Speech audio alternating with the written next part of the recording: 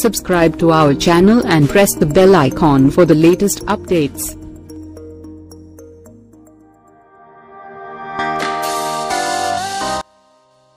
Mega power star Ram Charan నటించిన latest movie రంగస్థలం గురించి ఎంత మాట్లాడుకున్నా తక్కువే అవుతుంది. క్రియేటివ్ డైరెక్టర్ సుకుమార్ దర్శకత్వంలో వచ్చిన ఈ ఫక్త్ కమర్షియల్ ఎంటర్టైనర్ ఎవరి హోల్కు అందకుండా బాక్సాఫీస్ వద్ద చేస్తున్న దాడి అలాంటిది. మరి కేవలం రామ్ చరణ్ యాక్టింగ్తో ఈ సినిమా ఇంతటి ప్రభంజనం సృష్టిస్తుందంటే మనోడు ఏ రేంజ్లో నట విశ్వరూపం చూపించాడో ఇట్టే అర్థమవుతుంది. తొలి రోజునే ఈ సినిమా అన్ని ఏరియాలలో పాజిటివ్ టాక్ రావడంతో బాక్సాఫీస్ వద్ద కలెక్షన్ సునామీ సృష్టిస్తుంది. ముఖ్యంగా ఓవర్సీస్లో రంగస్థలం టాప్ లేపుతోంది. ఇప్పటికే $2.5 మిలియన్ కొల్లగొట్టిన రంగస్థలం నాన్ బాహుబలి రికార్డులకు ఎసరు పెట్టేసింది.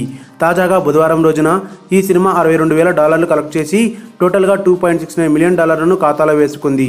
ఈ స్పీడ్ చూస్తుంటే రంగస్థలం చాలా ఫాస్ట్గా మరో మైలురాయిని అందుకునేలా కనిపిస్తోంది. ట్రేడ్ ఎక్స్పర్ట్స్ ప్రకారం మరో 2-3 రోజుల్లో రంగస్థలం ఏకంగా $3 మిలియన్ క్లబ్లోకి చేరిపోవడం ఖాయం.